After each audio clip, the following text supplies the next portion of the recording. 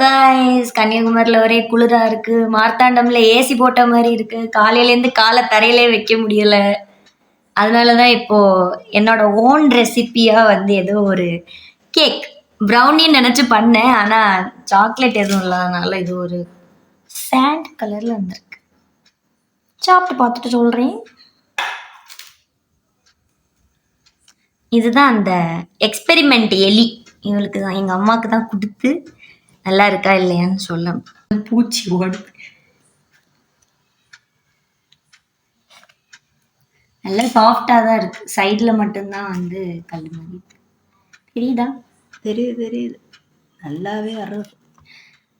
வீட்டில் இருந்த மினிமல் இன்க்ரீடியன்ஸை வச்சு தான் பண்ணியிருக்கு. கேக்குக்கான எந்த ஒரு பொருளும் இல்லை. மாவும் சாக்லேட்டு, அப்புறம் வந்து மில்க் மேட் இருந்துச்சு. ஒரு பனானா கேக் மாதிரி இருக்கு பார்க்க.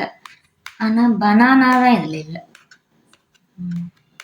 சரி, ஃபர்ஸ்ட் ஒரு சின்ன துண்டை கொடுத்து பார்ப்போம். எனக்கு சின்னது போதும், நிறைய வேண்டாம். சும்மா தானே வேற. இங்கே பாருங்க.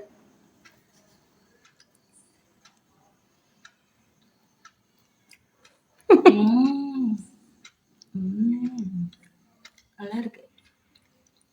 കൊള്ളാം, നന്നായിട്ടുണ്ട്. ടേസ്റ്റ് ഉണ്ട് കേട്ടോ മോനെ. டேஸ்ட் ஒன்றா நல்லா இருக்கு. இதுதான் வந்து இப்போ குளிருக்கான ஈவினிங் ஸ்நாக்ஸ். நல்ல டேஸ்ட். டாடா பாய். பாய்.